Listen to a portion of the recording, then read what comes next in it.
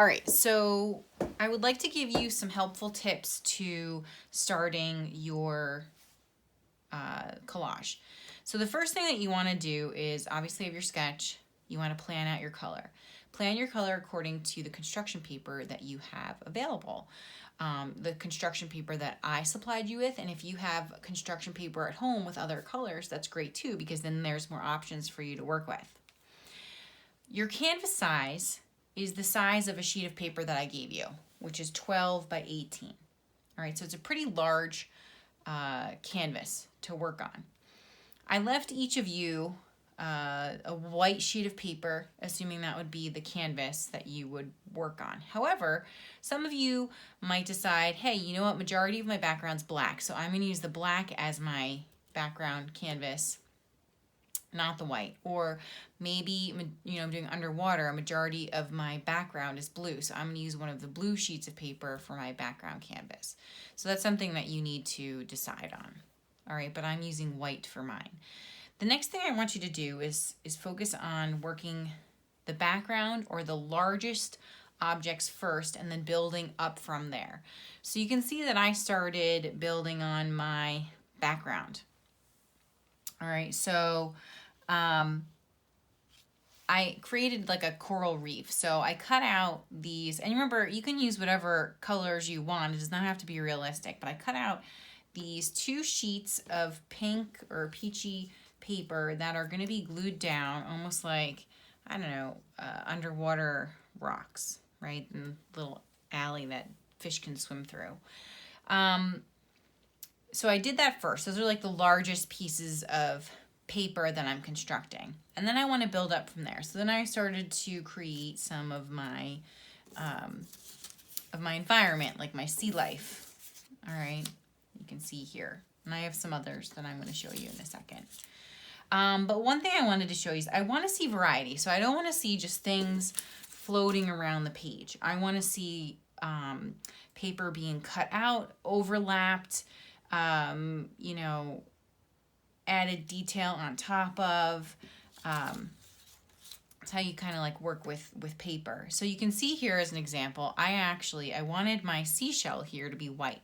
So what I did is I drew the seashell on the peach piece of paper, and then I cut it out, right? So when I place it down onto the paper, it's now creating like what we call like negative space. I cut out that space and it's now showing through.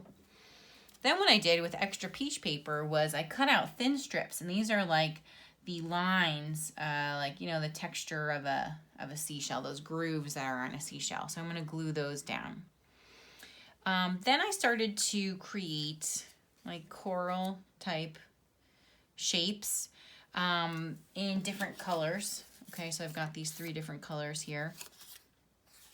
When you draw really lightly, okay? Don't press down hard on your pencil, because you want to be able to erase away at any pencil marks you have. You don't want to show them. What I did too was I drew out my coral, cut it out, and then I might flip it and use the other side that doesn't have any pencil lines. So when I talk about overlapping, I mean I want to see either you take your shapes and place them underneath objects, like that would be overlapping, right? Or on top of. So maybe I have one on top of and one underneath. Maybe I have one on top of and one underneath, and they're overlapping each other. All right, so I don't want to see just things floating around the space. In fact, I might do that up here. I might put that there, and then I might... So notice I haven't glued anything down yet. I don't want you gluing things down yet. All right, because notice I'm kind of changing things around here. All right, now maybe I'll put this over here like that. Okay.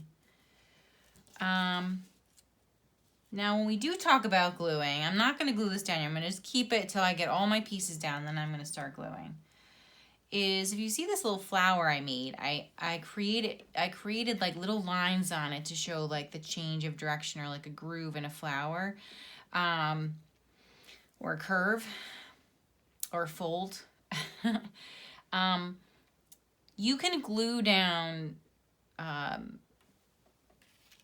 like specific objects, right? So like it would be okay to glue down the little detail that I added to the flower, but like contained objects, but I'm not going to glue the flower down onto here until I have everything in place.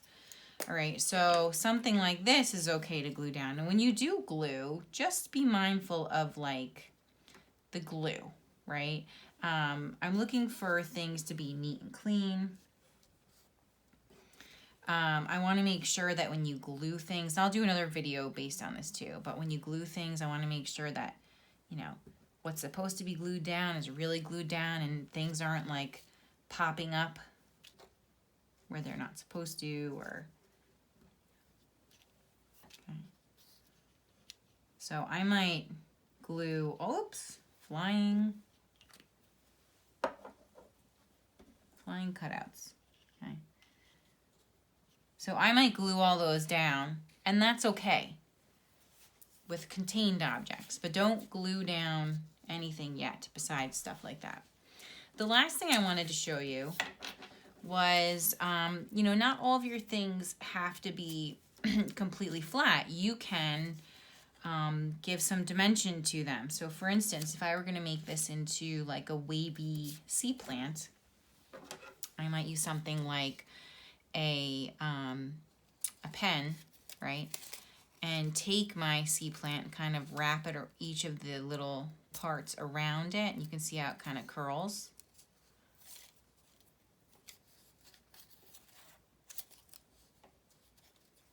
So maybe I'm not going to do it to all of them. Maybe I'm going to only do it to a few. So some of them might be flat, but some of them might be, can't get this one. So think about creative ways to add 3 dimensions. Maybe eventually I'm gonna have, maybe I'm gonna place this here, but maybe one of these pieces is gonna come up a little bit, but I'm gonna glue it down like this. So part of it's gonna come up and part of it's gonna be glued down, right? So there are a lot of different techniques that you can add to this, but remember, I wanna see things getting cut out, details being added, overlapping of objects. All right, and this is just the start. I did my whole environment. So now I'm gonna go in and start adding in my fish swimming through the background and add anything else that I think is necessary.